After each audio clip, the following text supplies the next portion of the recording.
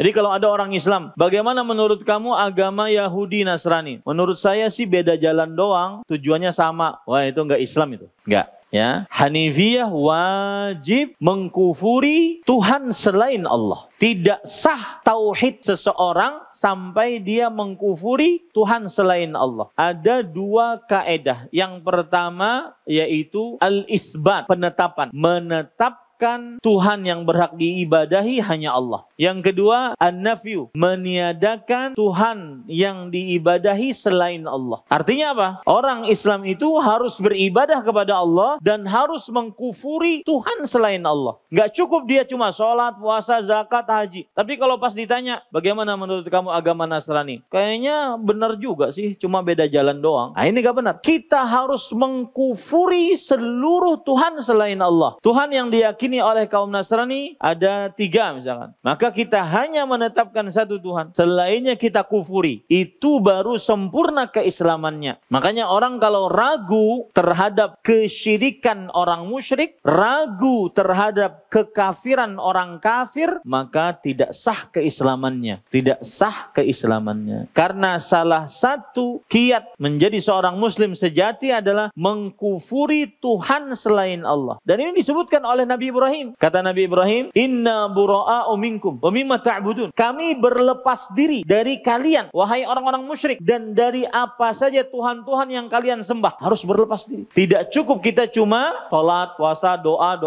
tapi dalam keyakinan kita tidak dikufuri Tuhan-Tuhan selain Allah. Ini nggak benar. Nah, disinilah letaknya kelirunya orang-orang yang mengusung kebebasan dalam beragama. Apapun agamanya terserah aja deh. Semuanya baik. Nah, ini nggak benar. Harus inna dina indallahil Islam. Sesungguhnya agama yang paling diridhai oleh Allah adalah Islam.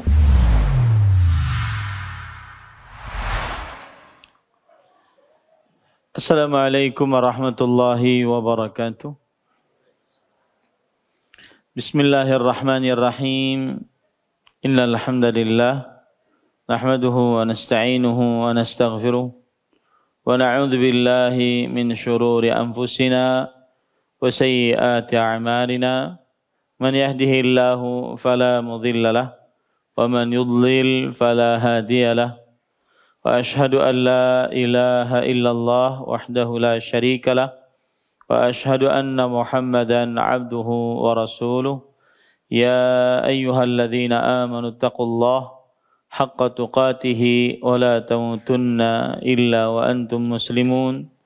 Ya ayyuhan nasu taqu rabbakumul ladzi khalaqakum min nafsin wahidah wa khalaqa minha zawjaha wa batha minhuma رجالا كثيرا ونساء واتقوا الله الذي تساءلون به والأرحام إن الله كان عليكم رقيبا يا أيها الذين آمنوا اتقوا الله وقولوا قولا سديدا يصلح لكم أعمالكم ويغفر لكم ذنوبكم ومن يطع الله ورسوله فقد فاز فوزا عظيما أما بعد فإن أصدق الحديث كتاب الله وأحسن الهدي هدي محمد صلى الله عليه وعلى آله وسلم وشر الأمور محدثاتها وكل محدثة بدعة وكل بدعة ضلالة وكل ضلالة في النار.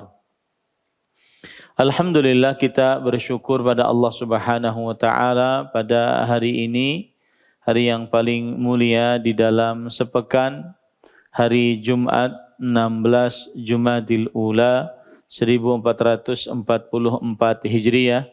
Kita dimudahkan oleh Allah Subhanahu wa taala untuk duduk bersama mengkaji kembali matan Al-Qawaidul Arba', 4 kaedah memahami tauhid dan syirik. Salawat dan salam semoga selalu Allah berikan kepada Nabi kita Muhammad sallallahu alaihi wa ala alihi wasallam, pada keluarga beliau, para sahabat, serta orang-orang yang mengikuti beliau sampai hari kiamat kelak.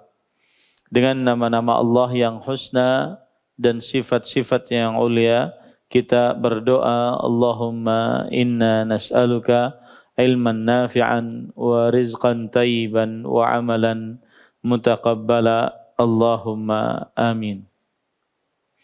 Ahibati fillah, afanillahu yakum, jamaah Masjid Salman Al-Farisi yang saya cintai karena Allah.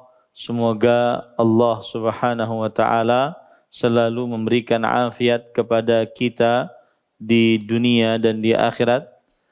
Kita masih di dalam pendahuluan sebelum mempelajari 4 kaedah memahami tauhid dan syirik.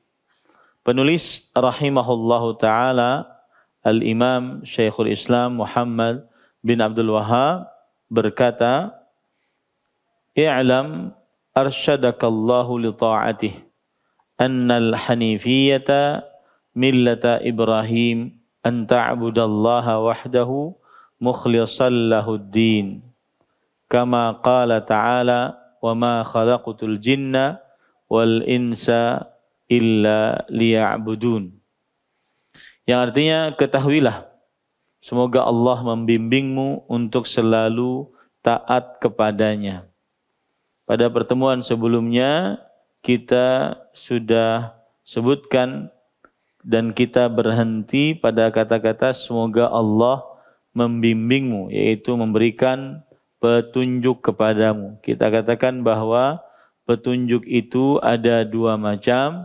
Petunjuk yaitu al-ilm, petunjuk ilmu, dan yang kedua petunjuk taufik. Petunjuk ilmu adalah berupa pengetahuan tentang ilmu, dan taufik yaitu petunjuk untuk mengamalkan ilmu tersebut. Kemudian ahibati fillah afanillahu iyyakum, lalu setelah itu penulis berkata, annal hanifiyata millatu Ibrahim, bahwa sanya al-hanifiyah adalah agama Ibrahim alaihi salam. Al-hanifiyah agama Ibrahim alaihissalam. Dan apa itu al-hanifiyah? An ta'budallaha wahdahu mukhlishan lahuddin. Kamu beribadah kepada Allah dengan memurnikan ibadah hanya kepadanya. Kamu beribadah kepada Allah hanya dengan memurnikan kepadanya.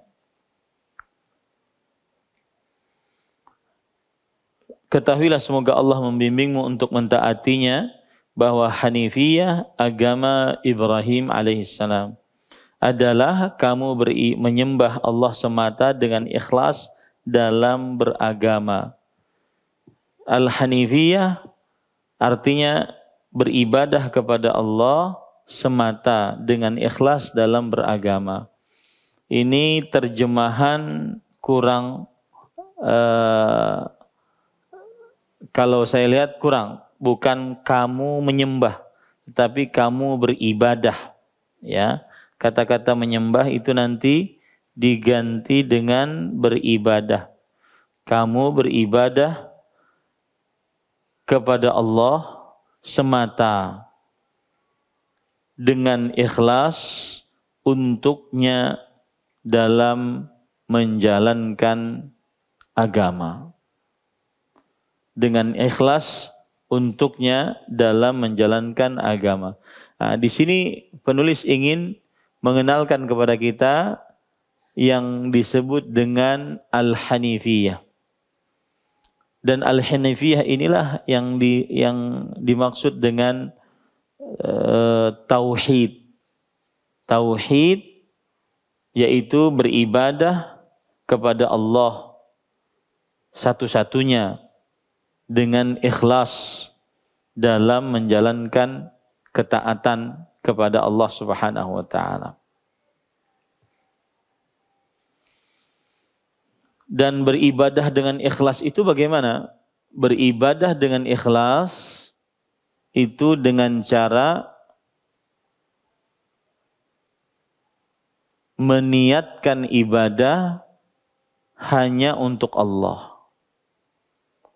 Yang kedua, menginginkan pahala hanya dari Allah.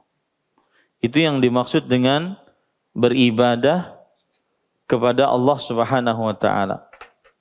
Yaitu, jadi begini, Al-Hanifiyah adalah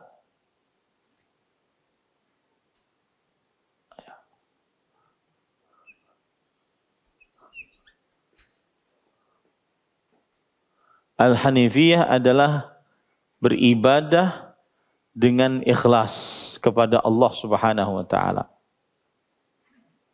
Beribadah dengan ikhlas kepada Allah. Itulah ajaran Nabi Ibrahim alaihissalam. Beribadah dengan ikhlas. Nah, pertanyaan sekarang yaitu, apa itu ikhlas? Atau bagaimana ikhlas di dalam ibadah? Bagaimana ikhlas di dalam beribadah? Maka jawabannya ada dua. Yang pertama adalah niyatul ibadah lillah. Niat dalam beribadah hanya untuk Allah Subhanahu wa taala. Hanya untuk Allah Subhanahu wa taala. Yang kedua, niyatul ibadah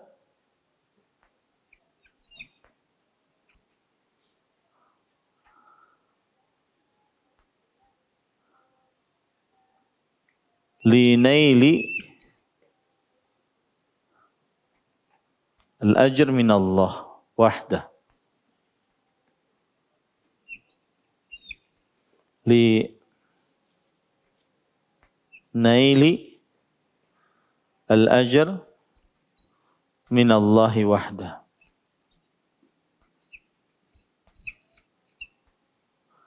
Niat ibadah untuk mendapatkan pahala hanya dari Allah.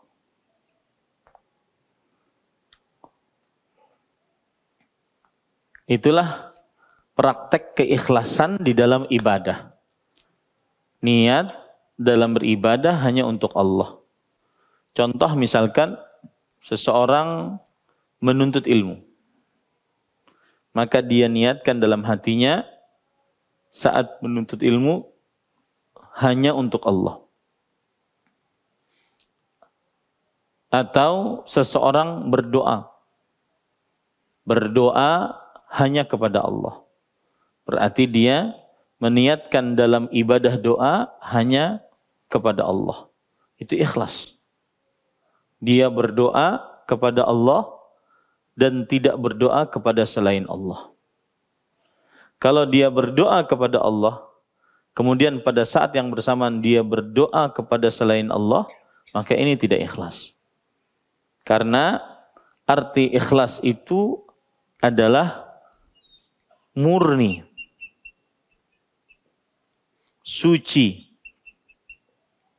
terlepas dari kotoran dan campuran. Itu arti ikhlas.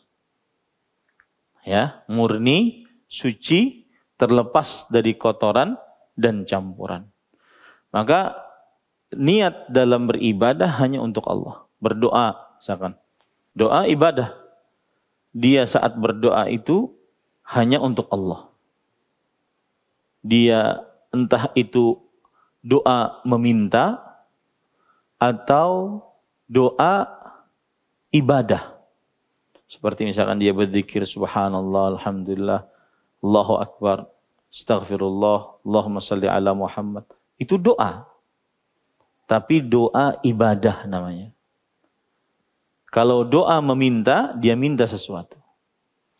Nah, saat doa ibadah, dia niatkan hanya untuk Allah. Saat doa meminta, dia juga niatkan hanya untuk Allah. Itulah ikhlas, praktek pertamanya. Praktek keduanya adalah niat ibadah untuk mendapatkan pahala hanya dari Allah. Contoh, sholat, puasa, ingin dapat pahala dari Allah. Zakat, haji, ingin dapat pahala hanya dari Allah Subhanahu wa Ta'ala. Itulah ikhlas. Nah, inilah yang disebut dengan Al-Hanifiyah. Jadi Al-Hanifiyah itu adalah anta'budallah mukhlishan lahuddin. Beribadah kepada Allah. Beribadah kepada Allah Subhanahu wa Ta'ala. Dengan ikhlas. Ikhlas tadi sudah kita ketahui. Hanya untuk Allah, untuknya, yaitu hanya untuk Allah dalam melaksanakan ad-din. Ad-din di sini ketaatan. Baik itu dengan ucapan, dengan perbuatan, dengan qalbu, ucapan seperti zikir, baca Quran, berdoa, amar ma'ruf, nahi mungkar, dengan perbuatan seperti sholat, puasa, zakat, dengan perbuatan. Membantu orang, menolong orang, atau qalbu, seperti seseorang tawakal, sabar, syukur, qalbu, amalan-amalan qalbu. Ya. Beribadah kepada Allah dengan ikhlas. Hanya untuk Allah dalam melaksanakan agama. Agama yang dimaksud, ad-din, adalah ketaatan. Itulah Hanifiyah. Itulah agamanya Nabi Ibrahim. Dan kita diperintahkan untuk mengikuti agama Nabi Ibrahim. Wattabi' millata Ibrahim hanifan. Dan ikutilah ajaran Nabi Ibrahim. Yaitu ajaran yang lurus. Beribadah hanya kepada Allah Subhanahu wa Ta'ala. Bisa dipahami ya ini? Baik. Kita lanjut. Seperti yang difirmankan oleh Allah Subhanahu wa Ta'ala, "Wa ma khalaqtul jinna wal insa illa liya'budu." Tidaklah kuciptakan jin dan manusia melainkan agar mereka menyembahku. Nah, ini sama juga, kata-kata menyembah diganti dengan agar supaya mereka beribadah. Ya, ibadah kepadaku. Agar mereka supaya beribadah kepadaku. Ayat ini, para ikhwah yang dirahmati oleh Allah Subhanahu wa Ta'ala, ayat yang penting. Wa ma khalaqtul jinna wal insa illa liya'budun. Kenapa penting? Karena ayat ini adalah fungsinya untuk mengingatkan terus kepada kita tujuan adanya kita di dunia. Agar kita tidak mudah oleng. Agar tidak mudah salah jalan. Ayat ini mengingatkan kita untuk selalu di atas jalan yang memang diinginkan oleh Allah Subhanahu wa Ta'ala. Coba, antum sedang malas, sedang terlalu sibuk dengan dunia, terlalu bermewah-mewah, bermegah-megah. Ingat ayat ini, pasti kembali. Tidaklah kuciptakan jin dan manusia, melainkan supaya mereka beribadah kepadaku. Jadi ayat ini penting. Pentingnya dilihat dari sisi mengembalikan seorang muslim selalu di atas jalan yang lurus. Malas nuntut ilmu padahal tidak bisa beramal tanpa ilmu. Malas meluangkan waktu baca Quran padahal main handphone, media sosial hampir berjam-jam, malas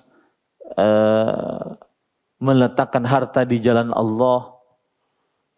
Karena kalau sudah sehat, lapang, nyaman hidup, semakin bakhil biasanya orang. Akhirnya kalau dia ingat ini, oh saya ada di dunia ini untuk beribadah kepada Allah. Maka kembali lagi kepada jalan. Ini pentingnya ayat ini. Kemudian pemahaman terhadap ayat ini, karena penulis membawakan sebagai dalil, saya sebutkan atau kita pahami ayat ini baik-baik. Beberapa pelajaran dari ayat ini ya. Wa ma khalaqtul jinna wal insa illa liya'budun. Para ikhwah yang dirahmati oleh Allah Subhanahu wa taala, Allah berfirman, "Wa ma khalaqtul jinna wal insa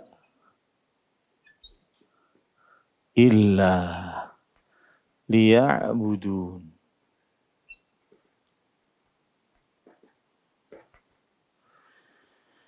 Ini kata ma artinya adalah tidak.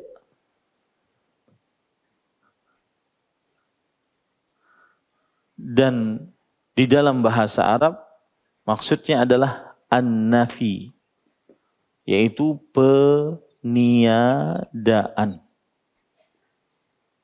Apabila ada peniadaan dan setelahnya penetapan, bahasa Indonesianya kecuali, maka di sini ada al-itsbat, yaitu penetapan.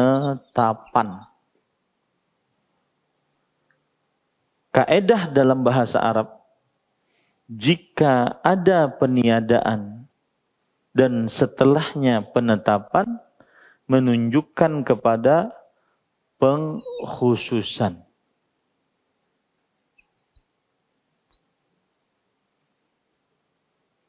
Takhsis, pengkhususan. Ini kalau kita terjemahkan, tidaklah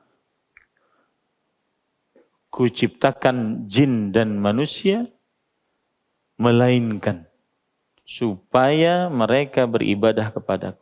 Artinya, tujuan khusus penciptaan jin dan manusia adalah beribadah. Tidak ada tujuan lain. Hanya ibadah kepada Allah. Yang patut diingat tadi, kaedahnya, al-itsbatu ba'dan nafi yadullu 'ala al-ikhtisas. Penetapan setelah peniadaan menunjukkan kepada pengkhususan. Itu kaedah. Penetapan setelah peniadaan menunjukkan kepada pengkhususan. Apa manfaatnya, Ustaz? Inilah tauhid. Inilah tauhid. Ayat ini persis seperti dengan la ilaha illa Allah. Ini peniadaan. An-nafi. Ini penetapan. Al-itsbat. Dan ini pengkhususan. Makanya tidak ada ilah yang paling berhak diibadahi melainkan Allah. Khusus Allah. Zat yang paling berhak untuk diibadahi. Bisa dipahami ini pada ikhwah yang dirahmati oleh Allah SWT. Jadi itu kaedah bahwa penetapan setelah peniadaan menunjukkan kepada pengkhususan. Penetapan setelah peniadaan menunjukkan kepada pengkhususan. Hanya Allah ilah. Zat Tuhan yang paling berhak diibadahi.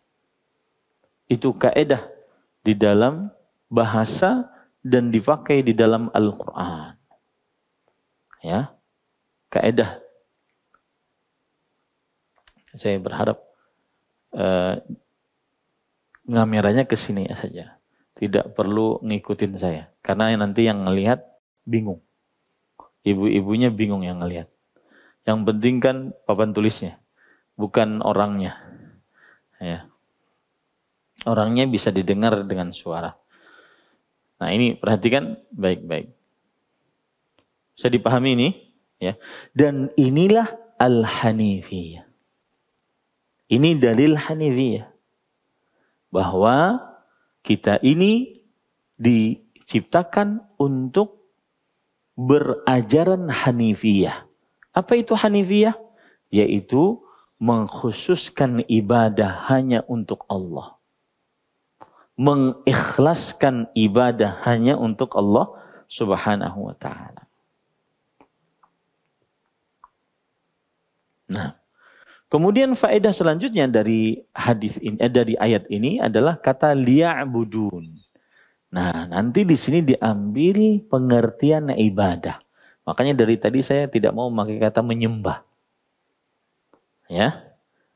Tidaklah kuciptakan jin dan manusia melainkan supaya mereka menyembahku, tidak, melainkan supaya mereka beribadah kepada. Karena ada tujuan yang ini saya capai, yaitu kata-kata ibadah. Apa itu ibadah? Secara bahasa dan secara terminologi syar'i. Dan kita harus paham. Karena itu tujuan penciptaan kita. Kalau tidak paham, berarti kita tidak bisa melaksanakan tujuan.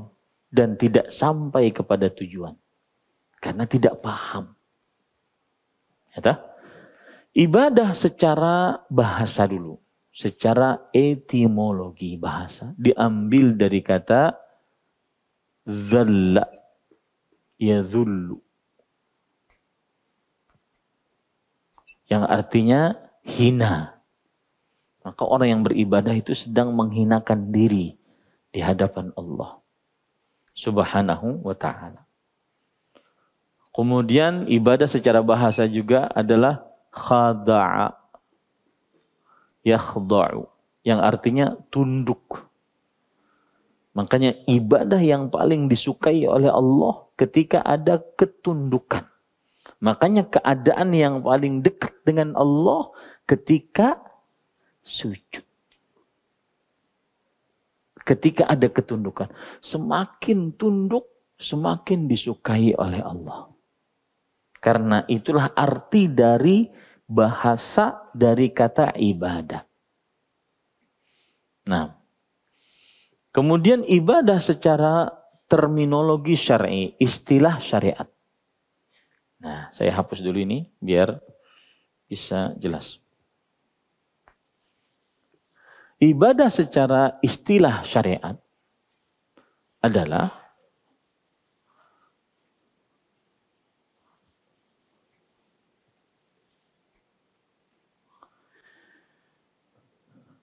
dia adalah pengabdian. Dia adalah pengabdian kepada Allah Subhanahu wa ta'ala. Dengan mengerjakan apa yang diperintahkan oleh Allah Subhanahu wa ta'ala.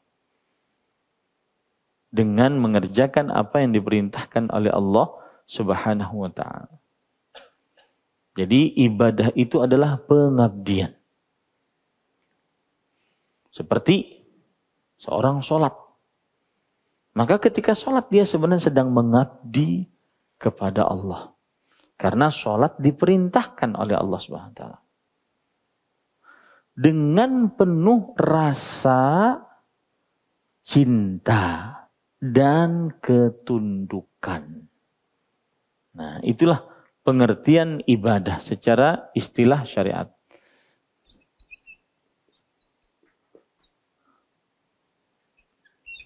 Ta'rif ibadah. Pengertian ibadah. Ya. Dia adalah ubudiyah. Ubudiyatun lillah. Pengabdian kepada Allah. bima amarallahu bihi. Dengan apa saja yang diperintahkan oleh Allah.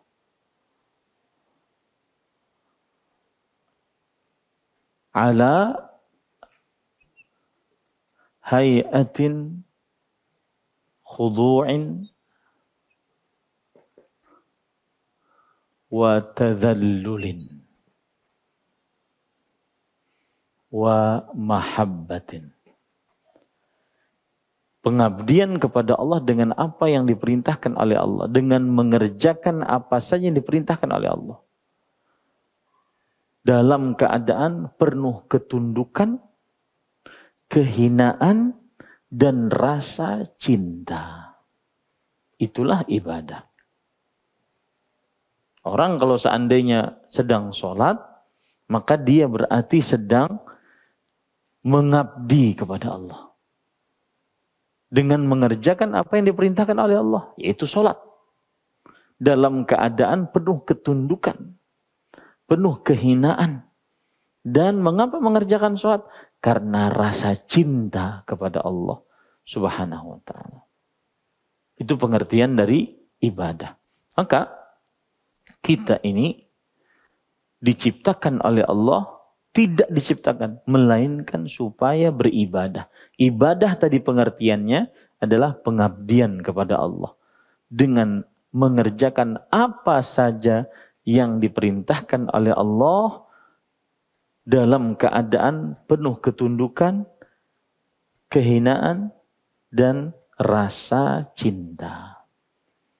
Contoh-contoh dari ibadah diantaranya mendirikan sholat, berpuasa pada bulan Ramadan, membayar zakat, berhaji ke Baitullah. Contoh-contoh dari ibadah juga diantaranya ibadah-ibadah lisan, berzikir, berdoa, baca Quran, amar ma'ruf, nasihat menasihati, ibadah qalbu, tawakal, bersyukur, bersabar, kemudian bersyukur, bersabar, dan ibadah-ibadah hati lainnya. Ibadah anggota tubuh diantaranya yang selain yang sudah disebutkan, diantaranya berbakti pada orang tua, kemudian berbuat baik kepada tetangga, menghormati tamu, dan seterusnya. Itu adalah ibadah kepada Allah Subhanahu wa ta'ala. Nah, ibadah-ibadah itu harus dikerjakan dengan ikhlas. Murni hanya ingin mendapat pahala dari Allah. Atau murni hanya diniatkan untuk Allah. Seperti menyembelih. Fasalli li rabbika wanhar. Salatlah untuk Rabbmu dan sembelihlah untuknya. Berarti niatnya hanya untuk Allah saat menyembelih. Bukan niat untuk selain Allah. Seperti orang yang sudah mati. Atau jin. Tidak. Salat. Allahu Akbar. Niatnya hanya untuk Allah Subhanahu wa ta'ala. Niatnya hanya untuk Allah Subhanahu wa ta'ala. Atau saat beribadah, seseorang mengerjakan ibadah tersebut berniat hanya ingin pahala dari Allah. Itulah ibadah yang ikhlas. Itulah al-hanifiyah. Itulah kalau istilah dalam bahasa Al-Quran dan hadis, yaitu tauhid. Yaitu tauhid. Nah, kemudian para ikhwah yang dirahmati oleh Allah Subhanahu wa ta'ala,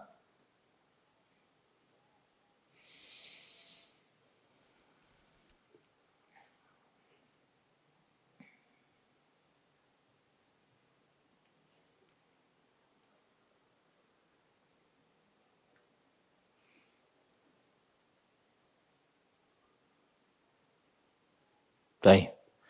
Sekarang penulis berkata, فَإِذَا عَرَفْتَ أَنَّ اللَّهَ خَلَقَكَ لِعِبَادَتِهِ فَاعْلَمْ أَنَّ الْعِبَادَةَ لَا تُسَمَّ عِبَادَةً إِلَّا مَعَ التَّوْحِيدِ. Kama anna as-salata la tusamma salatan illa ma'at taharah. Fa idza dakhala asy-syirku fil ibadah fasadat. Kal hadathi idza dakhala fit taharah. Nah, perhatikan baik-baik.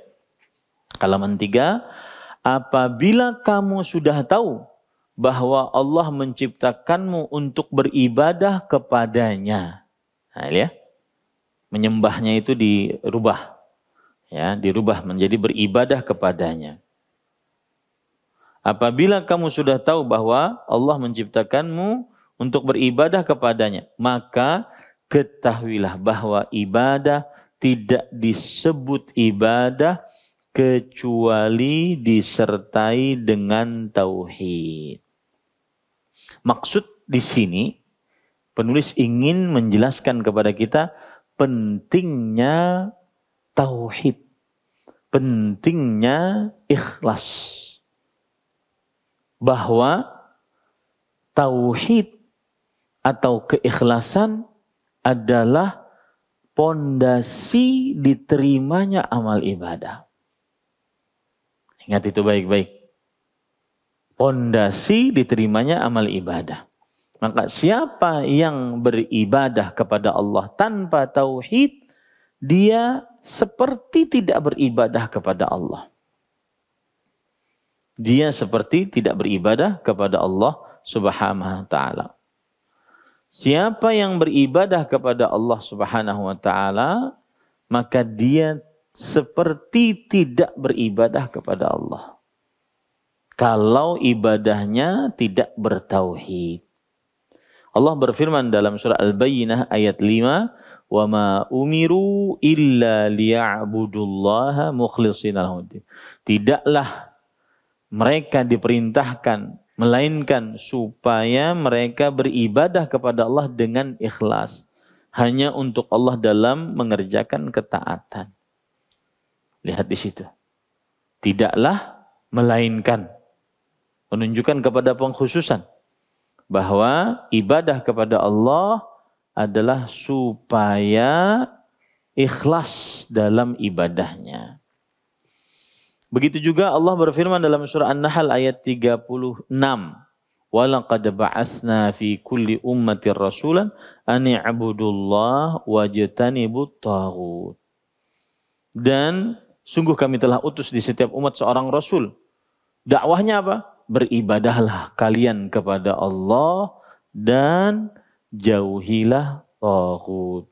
Nah, para ikhwah yang dirahmati oleh Allah Subhanahu wa taala, sesudah itu penulis berkata,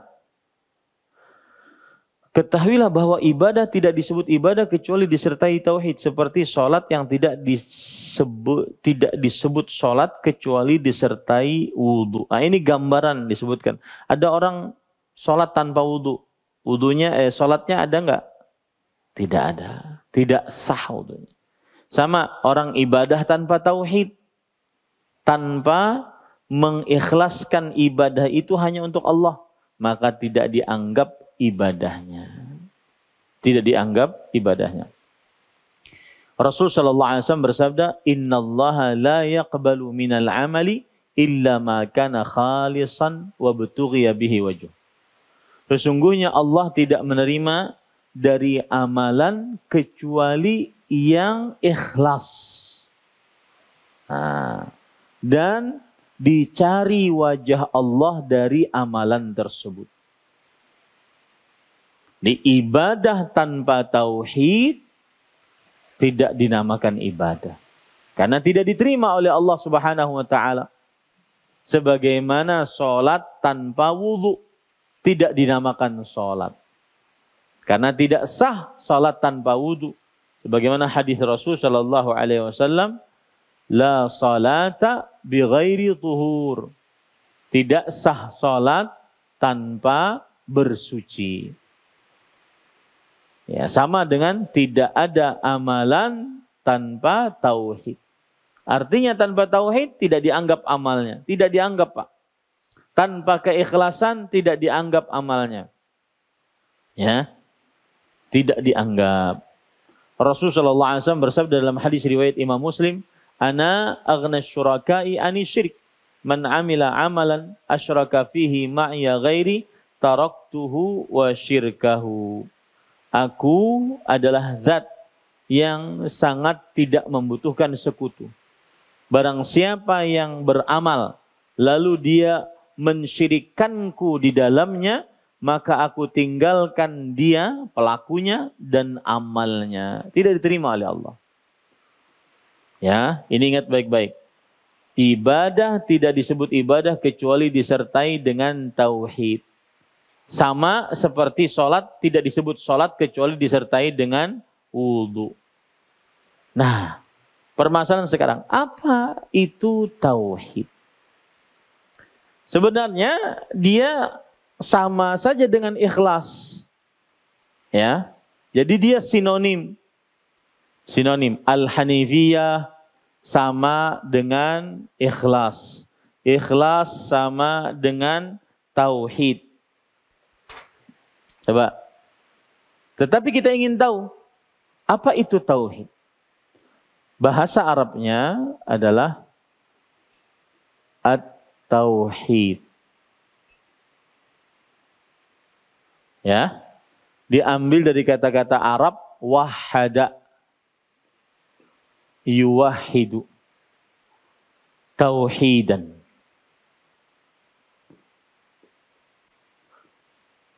Yang artinya ja'lu syai' wahidan. Menjadikan sesuatu tunggal, esa. Itu namanya tauhid secara bahasa. Tauhid secara bahasa menjadikan sesuatu itu tunggal, satu, ganjil, itu namanya tauhid. Taib. Secara istilah syariat, istilahan.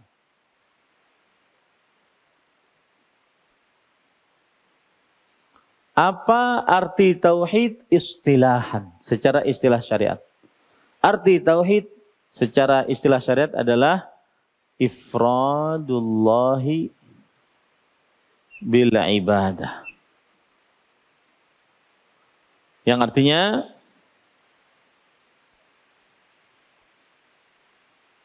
mengesahkan Allah dalam pelaksanaan ibadah.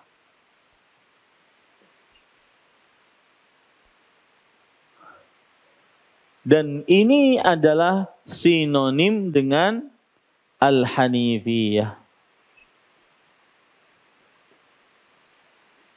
Sinonim dengan Al-Ikhlas. Ya.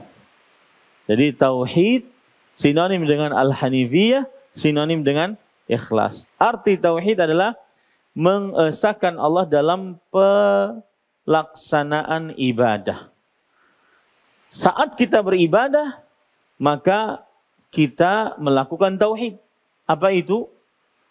Dalam ibadah kita itu niat kita hanya untuk Allah. Menyembelih hanya untuk Allah Subhanahu wa taala. Ya.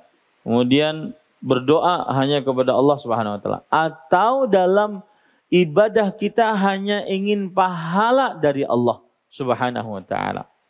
Itulah yang disebut dengan tauhid. Nah, ibadah kita tidak akan sempurna sah tanpa tauhid. Kenapa? Karena berarti tauhid adalah pondasi untuk diterimanya amal ibadah. Ini bangunan masjid tidak akan jadi semegah ini tanpa pondasi. Kalau tidak jadi, maka tidak bisa diambil manfaatnya.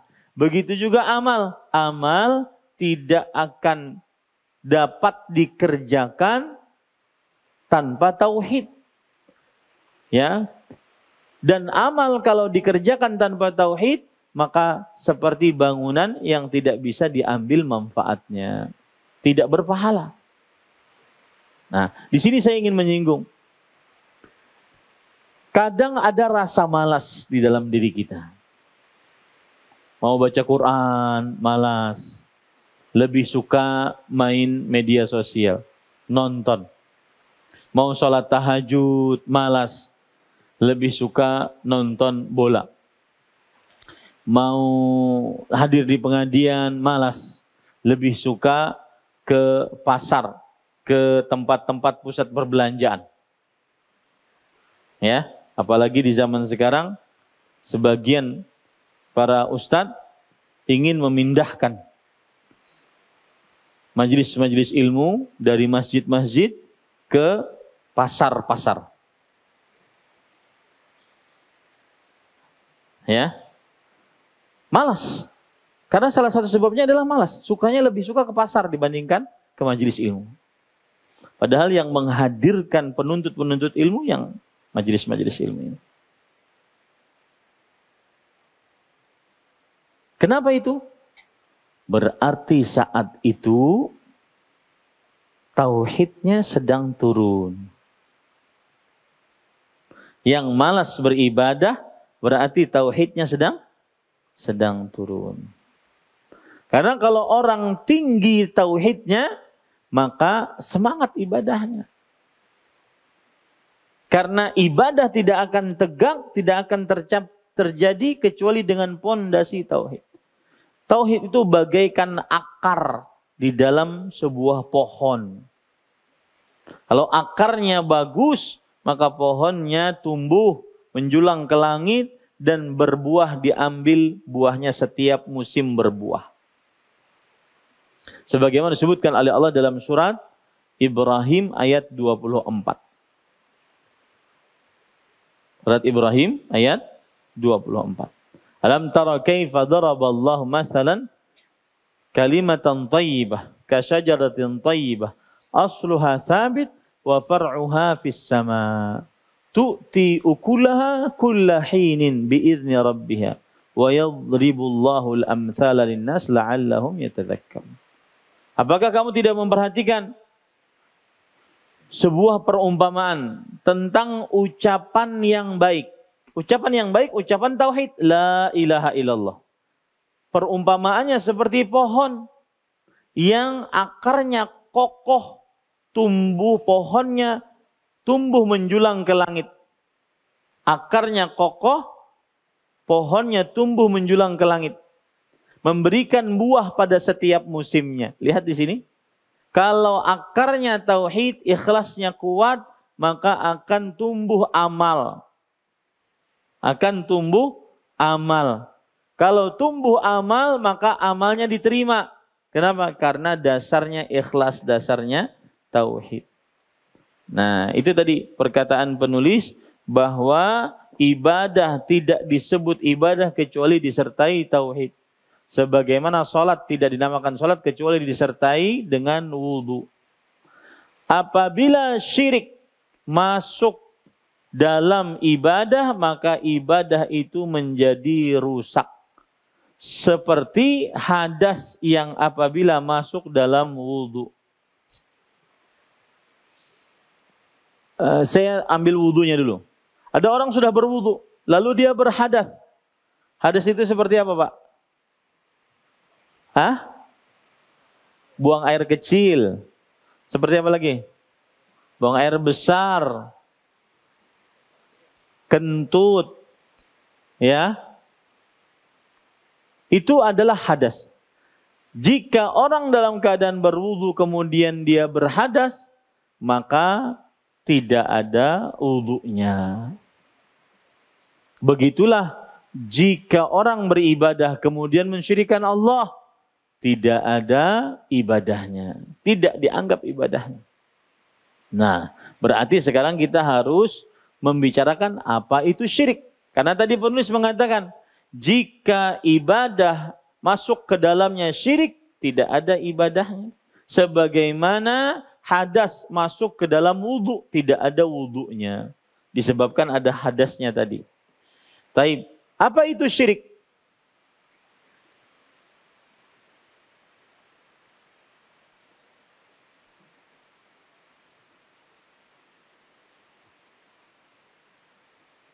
Perhatikan baik-baik, syirik adalah diambil dari kata Arab, yaitu syaraka.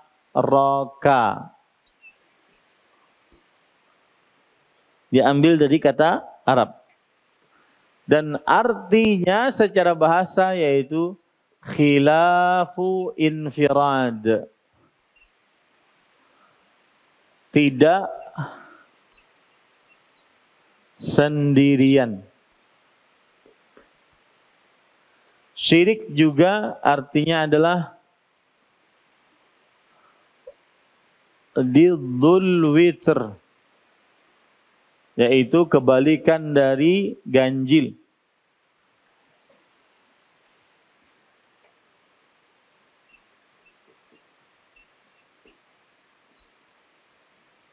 Kebalikan dari ganjil.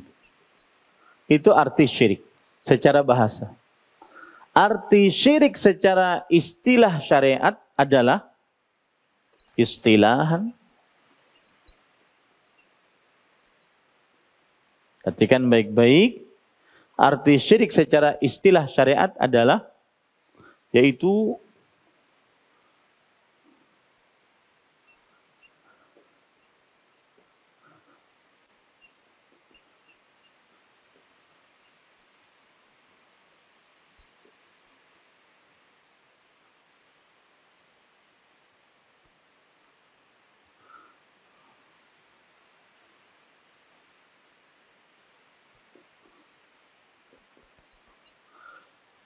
menyamakan. Ingat selalu, password miftahus sir. Syirik adalah penyamaan. Jika ada penyamaan, ada kesyirikan. Jika ada penyamaan, ada kesyirikan. Menyamakan taswiyatu ghairillah, menyamakan selain Allah. Billah, dengan Allah. Fi syai'in min khasaisillah, dalam salah satu dari kekhususan yang dimiliki Allah. Menyamakan selain Allah dengan Allah dalam salah satu kekhususan yang dimiliki oleh Allah. Dalam satu kekhususan, salah satu kekhususan yang dimiliki oleh Allah. Kita akan jelaskan pengertian ini. Menyamakan artinya menyamakan, mensejajarkan, memisalkan, menyerupakan. Itu namanya menyamakan. Makanya biasanya di masjid-masjid ada Allah, Muhammad, tulisan. Nah, ini menyamakan. Ya, semestinya Allahnya di atas, Muhammadnya di bawah. Dan lebih baik lagi, tidak perlu itu. Ya, karena tidak diperintahkan. Tidak disyariatkan. Menyamakan selain Allah. Selain Allah, apa saja. Selain Allah, apa saja. Baik itu makhluk yang tercipta dari cahaya, malaikat, dan yang paling mulia dari malaikat, Jibril. Malaikat Jibril. Ini selain Allah. Atau makhluk yang tercipta dari api, yaitu jin. Misalkan iblis. Atau makhluk yang tercipta dari tanah, yaitu manusia.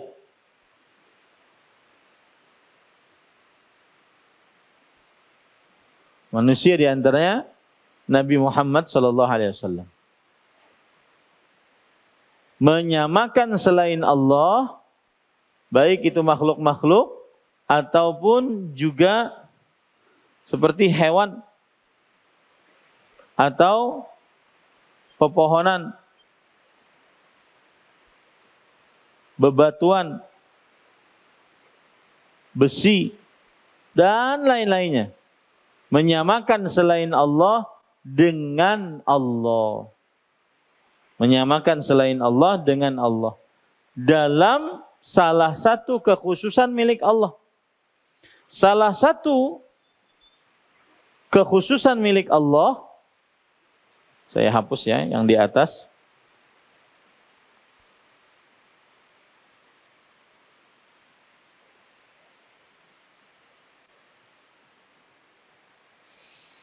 Kekhususan-kekhususan yang dimiliki oleh Allah Subhanahu wa taala, khasaisullah. Yang pertama adalah ar-rububiyah. Rububiyah adalah perihal yang berkaitan dengan kekuasaan, penciptaan, pengaturan. Itu khusus milik Allah. Allah berfirman dalam Al-Quran, Alhamdulillahi Rabbil Alamin. Segala puji hanya milik Allah. Mengapa? Rabbul Alamin. Rabb, rububiyah. Yang berkuasa, mengatur, mencipta, berkuasa atas alam semesta. Ya, rububiyah. Rububiyah ada 3 macam. Yaitu al-khalqu, penciptaan, al-mulku, kekuasaan, at-tadbir, pengaturan. Seperti sekarang hujan. Masuk mana dari 3 ini? Hah? Pengaturan. Seperti orang sakit, orang sehat, masuk mana dalam maksudnya? Pengaturan. Seperti bayi lahir, orang mati, masuk mana? Penciptaan. Itu semua rububiyah. Termasuk daripada rububiyah adalah mengetahui akan hal gaib. Itu khusus milik Allah. Makanya apabila ada orang percaya kepada tukang ramal, berarti dia menyamakan selain Allah. Selain Allahnya tukang ramal. Disamakan dengan siapa? Dengan Allah. Dalam perkara yang khusus milik Allah. Salah satu yang khusus milik Allah adalah rububiyah. Yaitu mengetahui akan hal gaib. Karena mengetahui akan hal gaib masuk ke dalam pengaturan. Masuk ke dalam pengaturan. Makanya tercela seorang muslim yang percaya kepada tukang ramal. Nah, saya hapus. Kekhususan yang dimiliki oleh Allah Subhanahu wa taala juga di antaranya adalah al-asma was sifat.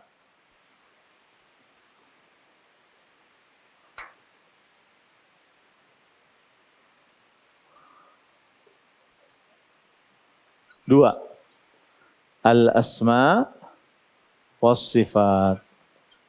Nama-nama dan sifat-sifat Allah Subhanahu wa taala. Nama dan sifat.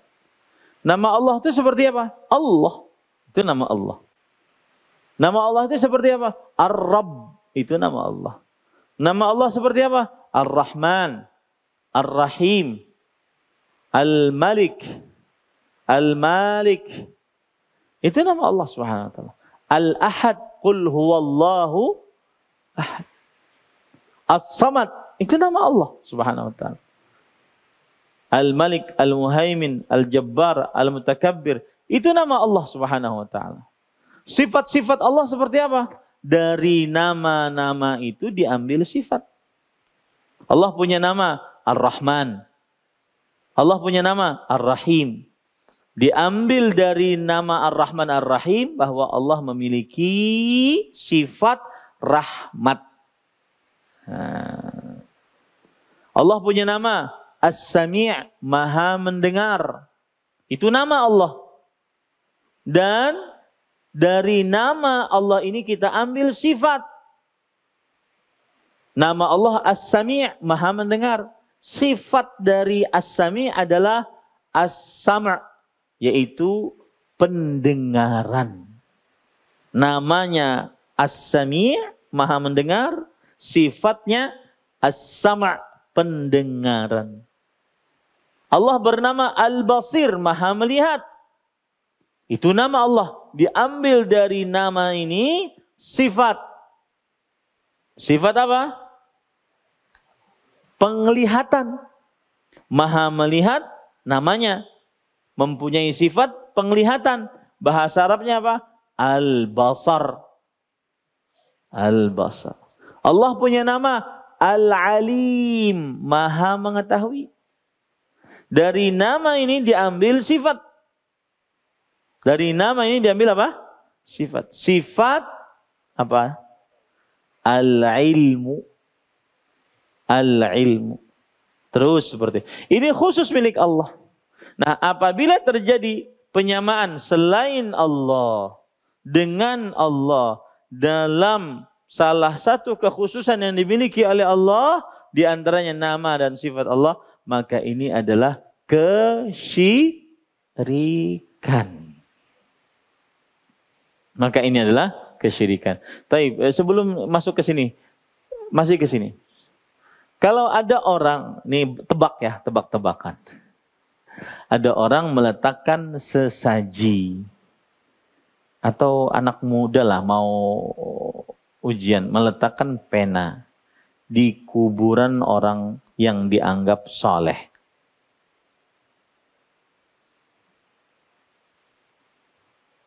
Syirik ya Pak? Apa penjelasannya? Terangkan kepada saya bahwa itu syirik.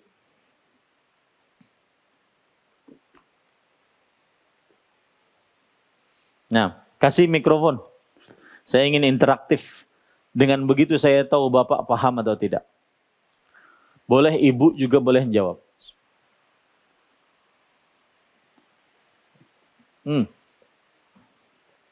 Silakan. Orang meletakkan pulpen di kuburan yang dianggap wali. Apa jenis perbuatan tersebut?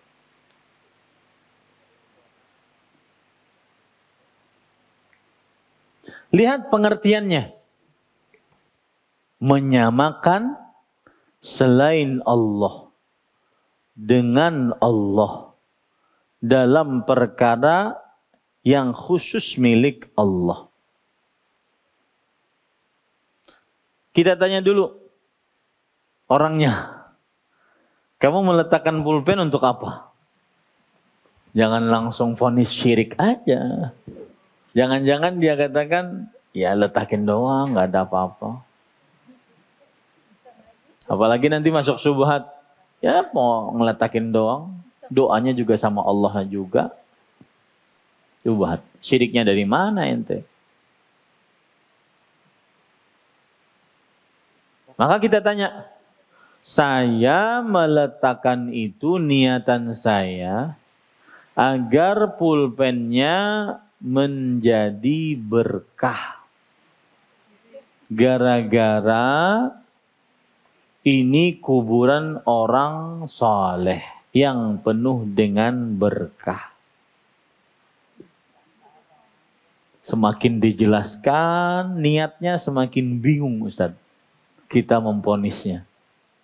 Dan ingat, kita sekarang memponis perbuatan, bukan pelaku. Pelaku nanti lain lagi, ada masalah lain.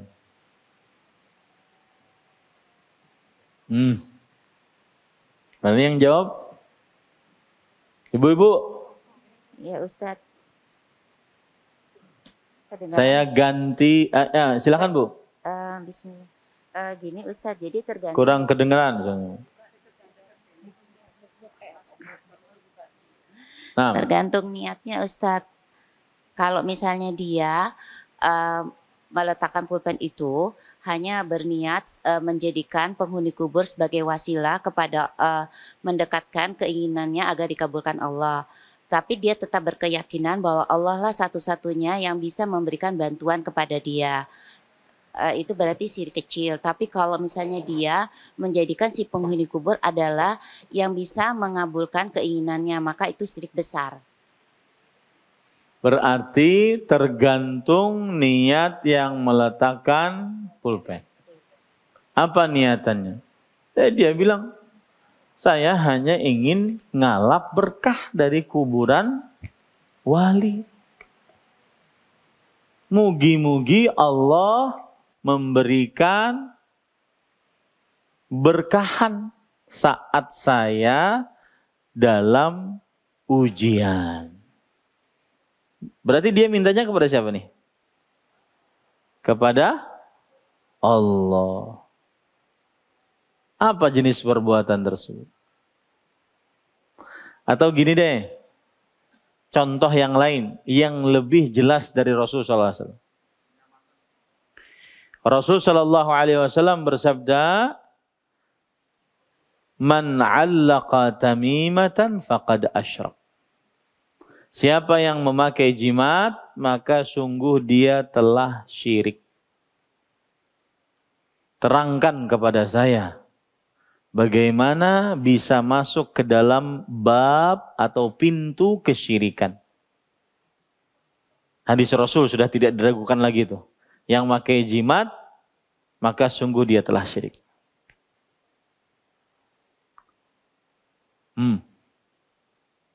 Nah,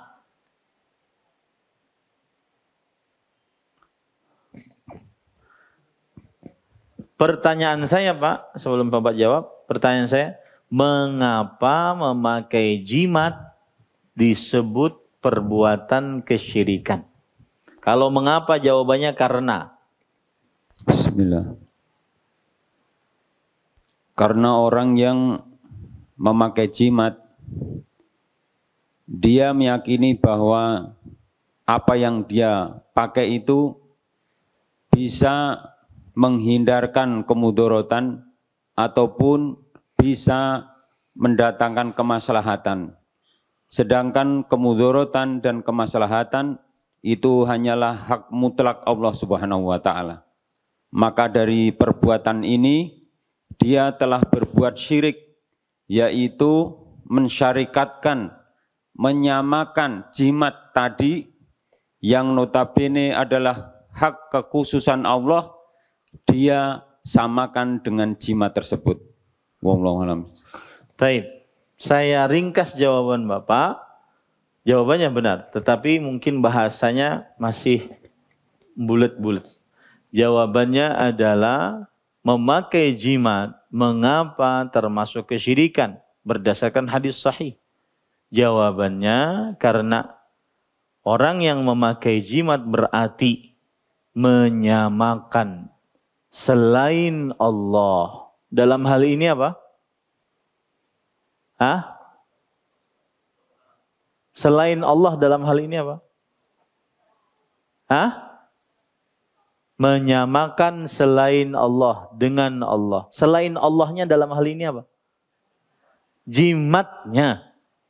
Menyamakan jimat dengan Allah dalam perkara yang khusus milik Allah. Perkara khusus milik Allah di sini apa? Rububiyah. Karena orang ketika memakai jimat ingin kebal, ingin sehat, ingin jauh dari penyakit, ingin laris dagangan. Itu semua adalah berkaitan dengan rububiyah. Paham sekarang?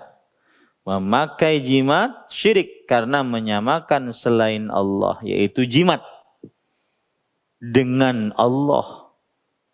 Menyamakan jimat dengan Allah. Ini kan memang pantas disebut syirik, itu kezaliman sangat besar.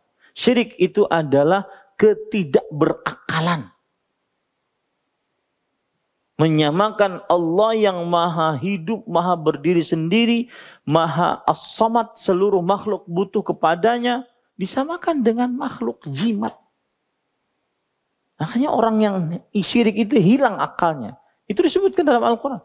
Wa man adallu mimman yad'u min dunillah. Tidak ada yang lebih gila dibandingkan orang yang berdoa kepada selain Allah. Ya, menyamakan selain Allah jimat dengan Allah dalam salah satu khusus yang dimiliki oleh Allah. Apa itu? Rububiyah. Pengaturan, penciptaan, kekuasaan. Taib. Bisa dipahami sekarang? Contoh yang lain. Rasulullah SAW bersabda, at-tiyaratu syirik. Tiyarah adalah kesyirikan. Apa itu tiyarah? Merasa bernasib sial dengan sesuatu yang dilihat atau yang didengar atau yang dirasakan. Yang melihat warna merah, wah sial nih. Mendengar suara burung gagak, burung hantu, malam Jumat, wah sial nih. Merasakan bulu kuduk berdiri, wah sial nih. Merasakan mata kedut-kedut, ya, berkedip-kedip, wah dapat duit nih. At-tiyaratu syirik. Merasa bernasib sial adalah kesyirikan. Pertanyaan saya sama kayak pertanyaan tadi. Mengapa tiyarah dikategorikan sebagai kesyirikan? Hah? Menyamakan apa? Jawabannya harus rapi. Karena menyamakan ini ikutin ini. Menyamakan selain Allah. Dalam hal ini apa? Yang dianggap sial. Angka kah, warna kah, hewan kah? Kemudian hari kah, tanggal kah? Ya, menyamakan. Ini jawabannya. Kalau saya tanya seperti pertanyaan tadi, ini jawabannya. Tinggal dipahami saja. Menyamakan selain Allah. Selain Allahnya apa? Yang dianggap sial. Menyamakan selain Allah dengan Allah. Dalam salah satu kekhususan yang dimiliki oleh Allah. Yaitu rububiyah. Pengaturan, penciptaan, kekuasaan. Bisa dipahami sekarang? Taib. Rasul sallallahu alaihi wasallam bersabda, "Man ata arrafan fasaddaqahu bima yaqul faqad kafara bima unzila ala Muhammad." Yang mendatangi tukang ramal lalu percaya dengan apa yang diucapkan, maka sungguh dia telah kafir, telah syirik. Pertanyaannya sama. Mengapa mempercayai tukang ramal kesyirikan? Jawabannya sama.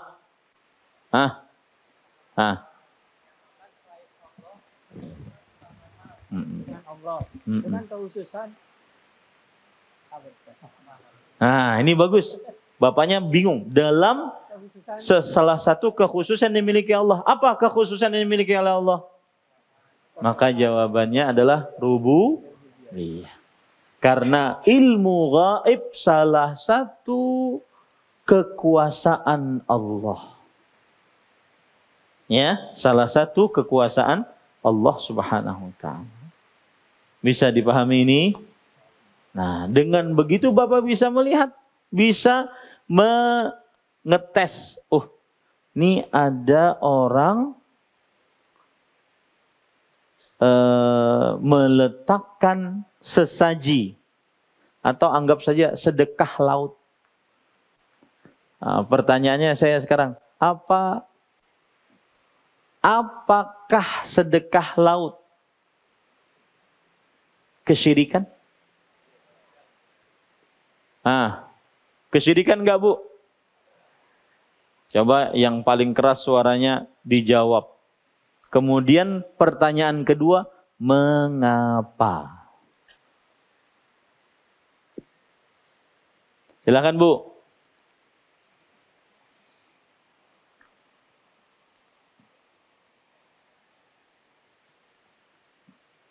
Ini mukaddimah yang paling terpenting dalam pertemuan Al-Qawaidul Arba'.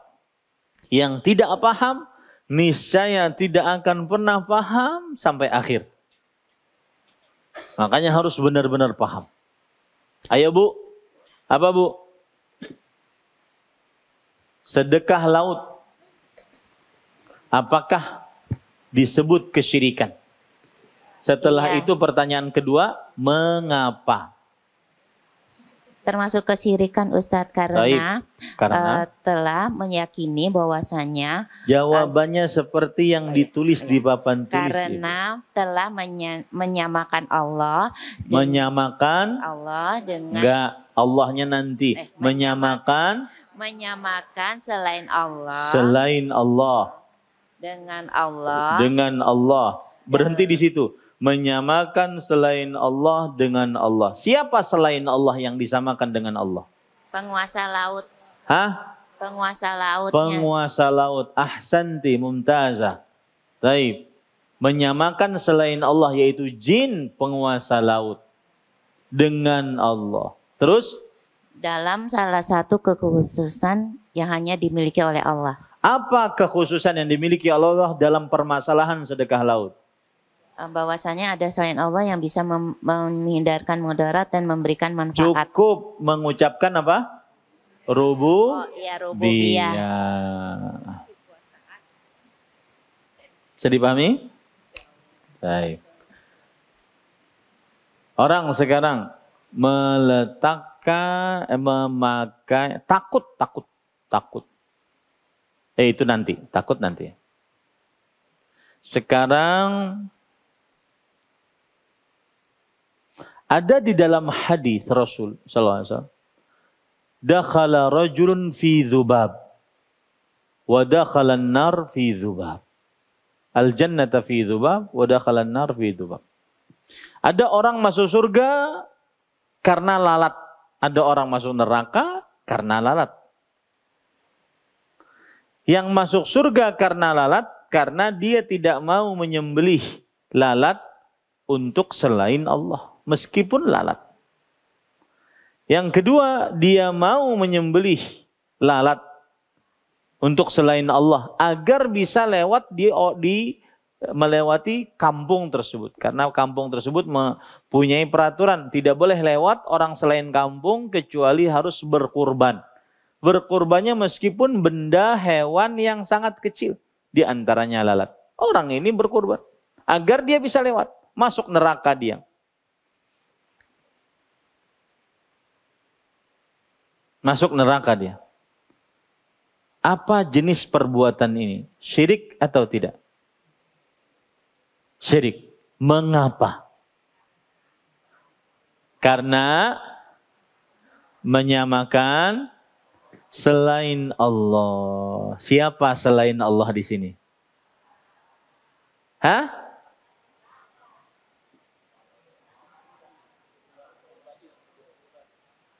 Yang diniatkan untuk dikurbani. Disamakan dengan siapa? Dengan Allah. Dalam perkara yang khusus milik Allah. Apa perkara khusus milik Allah di sini? Hah? Enggak, bukan rububiyah. Sekarang khusus milik Allah yang ketiga adalah al-uluhiyah. Yaitu ibadah. Ini khusus milik Allah. Dengan segala macam jenis ibadah. Maka ibadah apapun jenisnya itu milik Allah. Maka yang tadi menyembelih, berarti sembelih adalah ibadah. Maka dia menyamakan selain Allah dalam hal ini yang diniatkan untuk disembelih dengan Allah dalam perkara khusus milik Allah yaitu ibadah menyembelih. Ibadah menyembelih. Baik. Contoh yang lain. Riya. Mengapa disebut oleh Rasulullah SAW sebagai syirik? Sama, semua jawabannya sama. Menyamakan selain Allah. Siapa selain Allah di sini? Yang diriai disamakan dengan siapa? Dengan Allah. Dalam perkara yang khusus milik Allah. Apa khusus milik Allah di sini? Uluhiyah, ibadah. Ibadahnya apa? Macam-macam. Sholat, sedekah, atau apapun. Nah, ini para ikhwan yang dirahmati oleh Allah Subhanahu wa ta'ala. Nah, selesai sudah. Itu pengertian kesyirikan. Kalau ingin luas lagi, syirik itu nanti dibagi menjadi 2. Ya, nah itu nanti kitab yang lain. Kita masih kelas pemula. Ya, pengertian kesyirikan dulu. Dan beserta contoh-contohnya tadi. Bisa dimaklumi ini Bapak Ibu? Baik. Ini yang bisa saya sampaikan dan saya sepertinya tidak sholat asar di sini. Jadi sebelum asar saya harus keluar dari sini. Karena kalau sudah azan di sini saya harus sholat di sini. Sunnahnya seperti itu. Tidak boleh keluar dari masjid ketika sudah azan dikumandangkan di masjid tersebut. Kecuali dia harus sholat di masjid itu. Nah, sunnahnya seperti itu. Ada waktu bagi kita sekitar 10 menit. Silahkan. Sebelum azan. Kalau tidak salah azannya 15:10 gitu ya. Bolehkah zakat mal? Nah, ini pertanyaan dari tauhid ke zakat mal. Ini bias yang kita pelajari. Nanti saya akan jawab. Silakan tanya tentang tauhid dulu ya.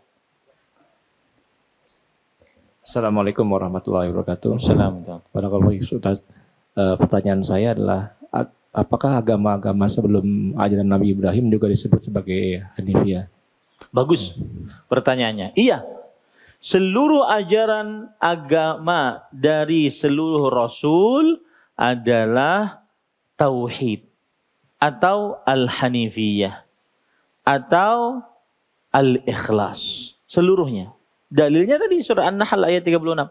Walaqad ba'atsna fi kulli ummati rasulan ya'budullaha wajtanibut taghut. Dan sungguh kami telah utus di setiap umat seorang Rasul untuk menyerukan beribadahlah kepada Allah. Dan jauhilah sembahan selain Allah. Nah ini Hanifiyah. Dan saya lupa tadi. Ingat dicatat tambahannya. Hanifiyah wajib mengkufuri seluruh Tuhan selain Allah. Jadi kalau ada orang Islam. Bagaimana menurut kamu agama Yahudi Nasrani? Menurut saya sih beda jalan doang. Tujuannya sama. Wah itu enggak Islam itu. Enggak. Ya. Hanifiyah wajib mengkufuri Tuhan selain Allah. Tidak sah tauhid seseorang sampai dia mengkufuri Tuhan selain Allah. Maka nanti pertemuan yang akan datang saya akan jelaskan. Diingatkan ya. Ada 2 kaedah. Yang pertama yaitu al-isbat, penetapan. Menetapkan Tuhan yang berhak diibadahi hanya Allah. Yang kedua, an-nafyu, meniadakan Tuhan yang diibadahi selain Allah. Meniadakan Tuhan yang diibadahi selain Allah Subhanahu wa taala. Artinya apa? Orang Islam itu harus beribadah kepada Allah dan harus mengkufuri Tuhan selain Allah. Enggak cukup dia cuma sholat, puasa, zakat, haji. Tapi kalau pas ditanya, bagaimana menurut kamu agama Nasrani? Kayaknya benar juga sih, cuma beda jalan doang. Nah ini enggak benar. Ini kita harus mengkufuri seluruh Tuhan selain Allah. Tuhan yang diyakini oleh kaum Nasrani ada 3 misalkan. Tuhan Allah, Tuhan Bapa, Tuhan Yesus. Maka kita hanya menetapkan satu Tuhan. Selainnya kita kufuri. Itu baru sempurna keislamannya. Makanya orang kalau ragu terhadap kesyirikan orang musyrik, ragu terhadap kekafiran orang kafir, maka tidak sah keislamannya. Tidak sah keislamannya. Karena salah satu kiat menjadi seorang muslim sejati adalah mengkufuri Tuhan selain Allah. Dan ini disebutkan oleh Nabi Ibrahim. Kata Nabi Ibrahim, "Inna bura'a'u minkum wa mimma ta'budun." Kami berlepas diri dari kalian, wahai orang-orang musyrik, dan dari apa saja Tuhan-Tuhan yang kalian sembah. Harus berlepas diri. Tidak cukup kita cuma mentauhidkan Allah, tauhidkan Allah, salat, puasa, doa, tapi dalam keyakinan kita tidak dikufuri Tuhan-Tuhan selain Allah. Ini enggak benar. Nah, disinilah letaknya kelirunya orang-orang yang mengusung kebebasan dalam beragama. Apapun agamanya terserah aja deh. Semuanya baik. Nah, ini enggak benar. Harus innad dina indallahil Islam. Sesungguhnya agama yang paling diridhai oleh Allah adalah Islam. Nah, bagus tuh pertanyaannya. Nah, silakan. Afwan Ustadz. Berarti kalau ada yang mengucapkan selamat Natal, apakah sudah termasuk kafir? Nah, larinya nanti ke situ. Saya belum jawab ya, kafir atau tidak. Saya cuma dari permasalahan yang saya ungkap barusan tadi, itu larinya ke situ. Paham ini? Ketika ada orang mengucapkan, yang paling pertama kita ingin bahas dulu, kita ingin dudukan dulu. Tidak diperbolehkan atau diharamkan seorang muslim ikut merayakan hari raya agama lain. Karena Rasulullah SAW bersabda, "Man tashabbaha biqaumin fahuwa minhum." Siapa yang menyerupakan diri dengan suatu kaum, maka dia bagian dari kaum tersebut. Itu satu dulu. Diharamkan seorang muslim ikut hari raya agama lain. Karena Islam hanya mengakui ada 2 hari raya. Idul Fitri dan Idul Adha. Satu. Karena yang namanya agama Islam, salah satu tuntutan dari syariat Islam adalah menyelisihi orang selain Islam. Jadi biar tidak masuk kepada masalah tauhid syirik pun kita wajib untuk tidak meniru, ikut-ikutan. Karena tuntutan syariat Islam adalah tidak mengikuti, menyerupai orang-orang selain Islam. Dan itu kebiasaan Rasulullah SAW dan para sahabatnya. Sampai-sampai orang Yahudi mengatakan, benar-benar orang ini tidak ada dari kebiasaan kita kecuali dia menyelisihinya. Dia tidak menginginkan kecuali ingin menyelisihi kita. Jadi menyelisihi kaum musyrikin, kaum kafirin itu adalah tuntutan syariat. Konsekuensi syahadat. Tidak usah berbicara tauhid, syirik nggak usah. Orang Yahudi, Nasrani tidak sholat memakai sepatu, sholatlah pakai sepatu. Tentunya kalau sekarang tidak bisa ya. Orang Yahudi dan Nasrani tidak memanjangkan jenggot, panjangkanlah. Jadi menyelisihi diri Muslim dengan orang Yahudi Nasrani itu tuntutan syariat. Tidak usah berbicara tauhid syirik, nggak usah. Natal itu syirik kah Ustaz? Nggak usah. Tapi kita dituntut oleh syariat kita untuk menyelisihi orang-orang selain Islam. Taib Ustaz, kalau ada orang yang mengucapkan, maka kita katakan perbuatannya haram. Ya, kenapa? Karena menyelisih perintah Rasul, yaitu menyerupakan diri dengan orang-orang kafir musyrik. Taib. Lalu apakah syirik? Maka jawabannya adalah tidak. Kecuali setelah ditegakkan hujjah dan dihilangkan hal-hal yang menghalangi dia untuk dihukumi kesyirikan. Makanya dari tadi saya katakan, kita berbicara hukum perbuatan. Hukum pelaku perbuatan, maka ini tidak sembarang orang untuk menghukuminya. Hukum perbuatan mengucapkan selamat Natal adalah haram. Hukum pelaku perbuatannya, apakah dia keluar dari Islam atau tidak? Nah, dilihat dulu. Tegakkan hujah dulu. Hilangkan hal-hal yang menghalangi dari menghukuminya. Dan itu tidak mudah. Baik. Terakhir, bolehkah zakat mal untuk biaya pendidikan anak yatim? Jazakallahu khairan. Boleh, sangat boleh sekali. Karena yatim termasuk daripada orang miskin. Kecuali kalau yatim tersebut kaya raya. Bisa nggak yatim kaya raya? Bisa. Ya, kenapa? Bapaknya yang meninggal dan dia belum baligh, orang kaya. Maka dia dapat harta waris.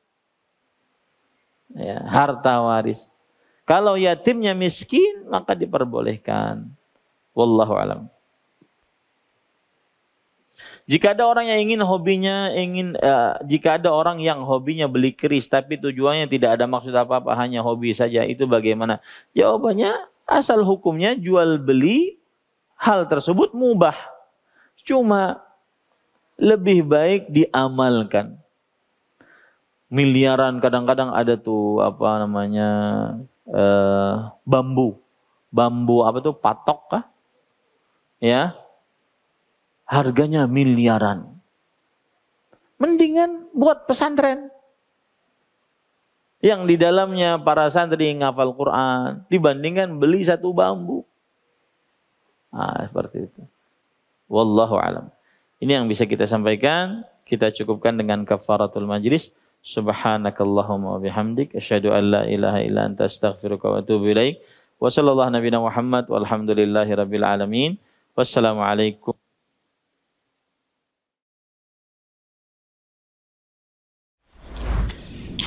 Jazakumullah khairan, barakallahu fikum. Video ini dibuat atas partisipasi dari donasi Anda. Semoga menjadi amal jariah bagi Anda semuanya.